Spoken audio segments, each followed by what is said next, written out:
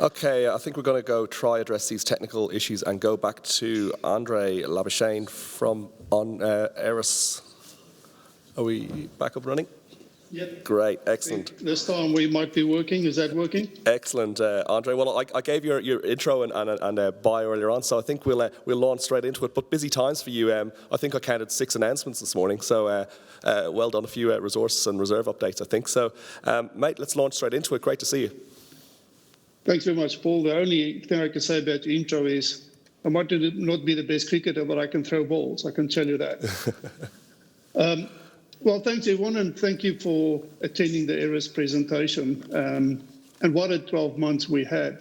Since we bought Krakow, the discovery of Constellation, and that keeps growing and getting better every time. So the announcement this morning, once again, had some great intersections. And then achieving the guidance, and at the end of July, ended up debt-free after 9 years, more than 9 years, and that was a big milestone for us in Eris. Just going through the presentation, the notice and disclaimer, we'll just skip through that. The snapshot, so Eris has got 2 operating mines. We got the Krakow gold mine in Queensland, doing about 67 to 71,000 ounces guidance for this financial year we're in. And we also announced a guidance for FY23 of 60 to 65,000 ounces for next year. All-in sustaining costs around 1,550 to 1,600. That leaves a healthy margin of about $800 an ounce at the current spot price. We also released our reserves this morning. We managed to maintain and slightly better the reserves at Krakow, and then a significant increase of 30% on the resources for Krakow at the end of the first 12 months. Tritton, we've had for a long time, forecasting to produce 21 to 22,000 tonnes of copper at an all-in sustaining cost of $395 to $430 a pound. Currently, the copper price close to venture on Camballigo JV with Helix. And for those in the room who have seen it in the last 2 months, they've had some very good results out of Camballigo released and still working through those. On the market info side, currently, as of Friday, the market cap was 491 million. As of this afternoon, it's $530 million after the announcements today, so a healthy increase today. Cash available at the end of June was $97 million. And as you can see, very pleasingly, no debt at this point in time. You can see when we bought Krakow, we raised money at 3 cents, and currently we're trading at 24 cents. That was all on the back of the acquisition of Krakow, which immediately brought cash into the business, but also the Constellation discovery in November, and that has just kept improving all the time and has been very, very spectacular.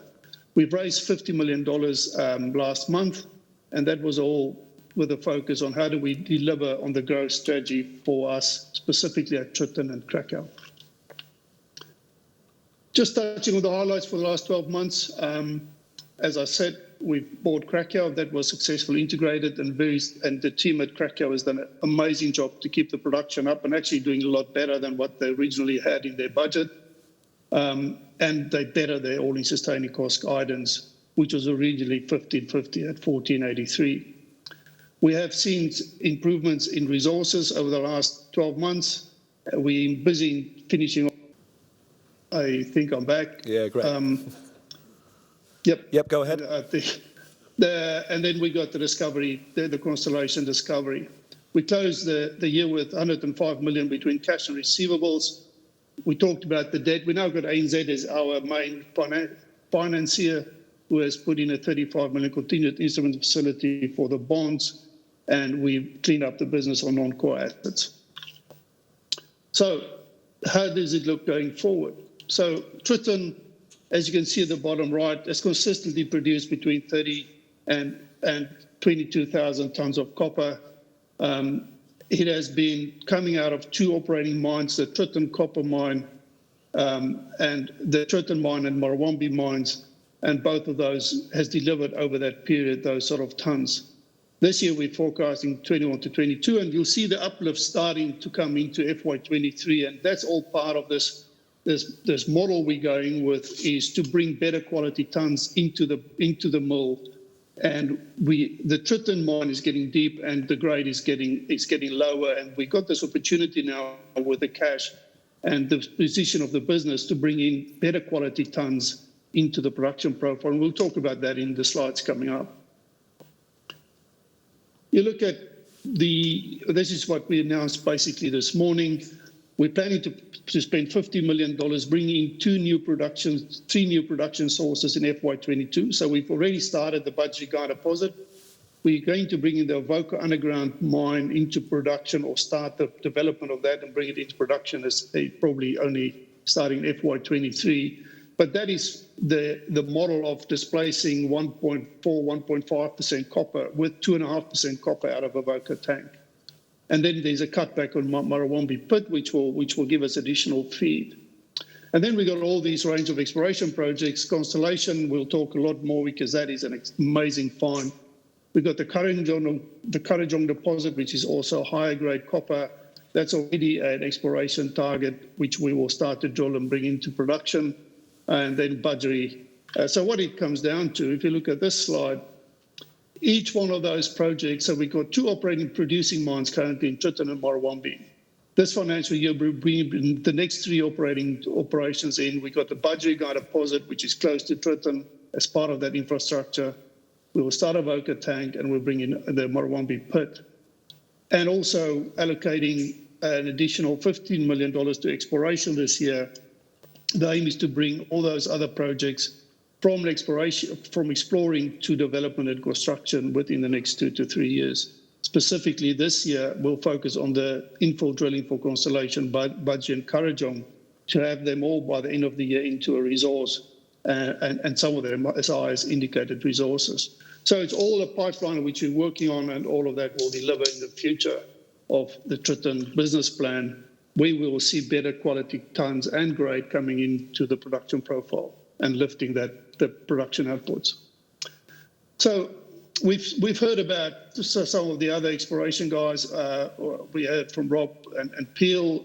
It's a region where it's well endowed. We got 2,160 square kilometers of ground. There's an established infrastructure within the region, and we've allocated, as I said, $15 million to actually accelerate the exploration specifically for Tritton. So the greenfield side, obviously Constellation will be drilled, and a high focus on that. Avoca tank will drill a few more holes to ensure we understand the resource a bit better. That pink area on that map, the northern part of the tenement package, has not been touched on exploration. We're planning to do a airborne EM survey over that northern part of the package and start to see what targets we find. As you can see, where's Constellation, that's just on the northern side of Constellation. So very exciting times to see what else is in the greenfield space, and don't take the focus off the greenfields part of the business. Getting into Constellation, this was a spectacular find. You know, the guys came up with an EM plate. They drilled the first hole, intersected 19 meters at over 2%. The second hole drilled 3.5 at over 20%. But since then, this has now been drilled out to an increase of strike length up to 300 meters now. So we've increased that from 200 to 300 in the last drilling we've done. We've now traced it 1,150 meters down plunge, of which 850 is being tested. And as you can see on that graphic, there's still some EM plates which need to be drilled.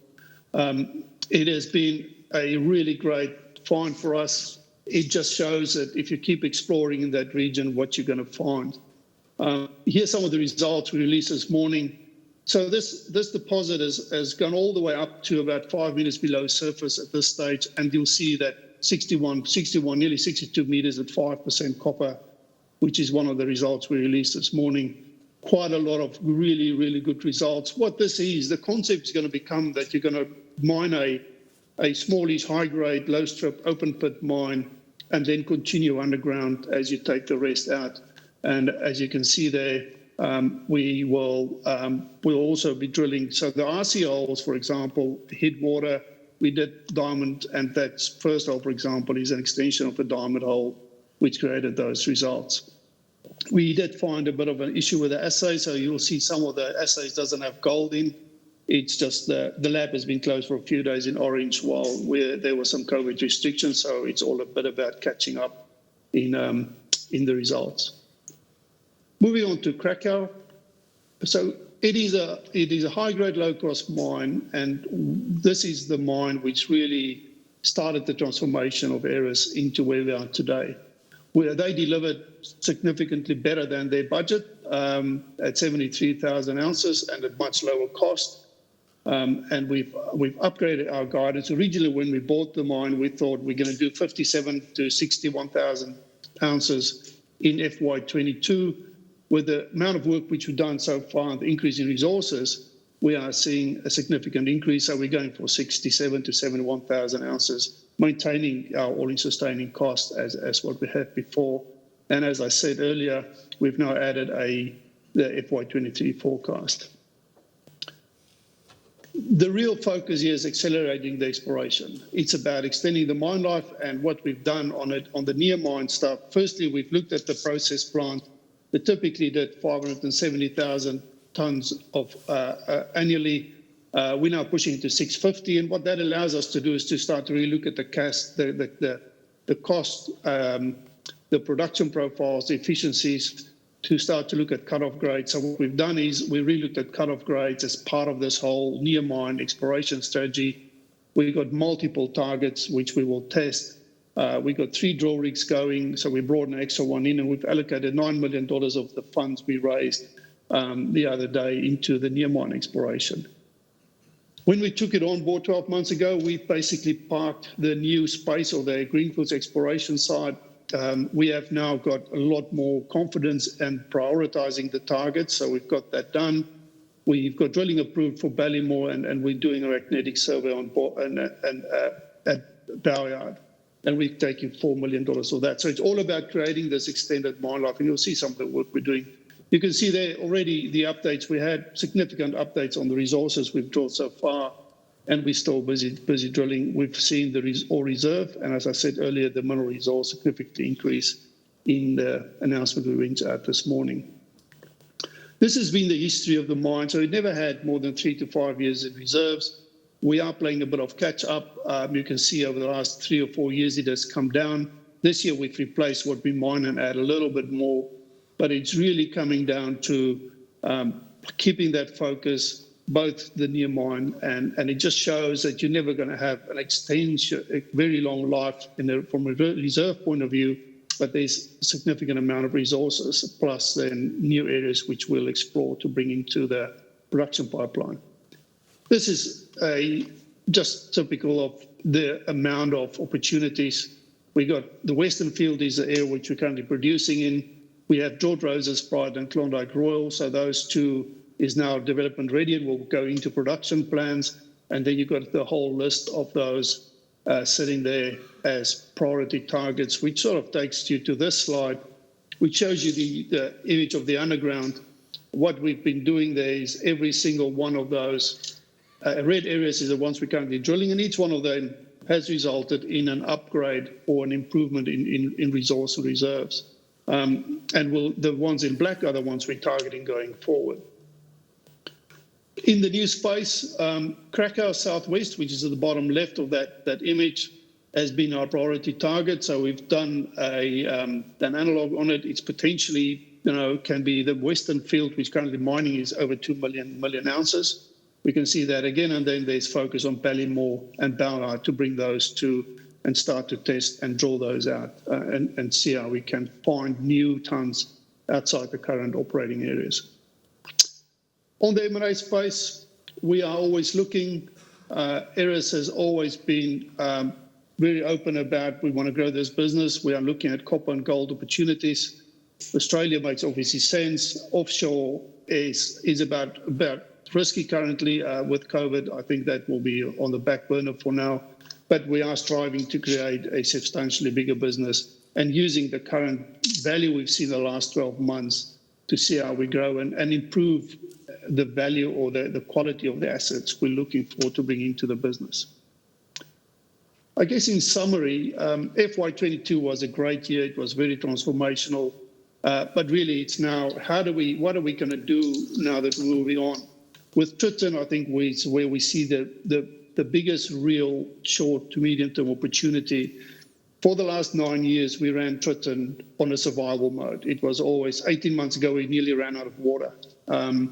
So we were already busy planning for a shutdown and put a new pipeline in, and we survived that. But now where we are today, we now can actually go and invest in some of these growth projects and actually prove the life of the business by putting more and better tons. Then we're putting the exploration in, as I said, on a guidance for Krakow. That we are targeting that 70,000 ounces as a target, cost within limits. A lot of money is going exploration, and we're showing the confidence by putting a $14 million tailings dam into the mine, which will be commissioned in mid-August. And as I said earlier, there's that ongoing focus on M&A. I guess that sort of areas, what makes us different. The team has been together for a long time. We used to run all the goldfields together. We got a very strong cash flow position currently, good commodities we're in with both copper and gold. With the deleveraging of the business now done, we got financially very robust to invest in both organic and new opportunities, and ready to unlock value for shareholders from the position we're in. Thank you very much. Thank you very much, Andre. We got there with the technology. I think we're standing in the way of everyone in their afternoon tea, so I think we'll leave questions for now. But thank you, everyone, for their presentations in this first half of the afternoon session. We've got some afternoon tea. We'll see everyone back in here at 3:15. Thank you.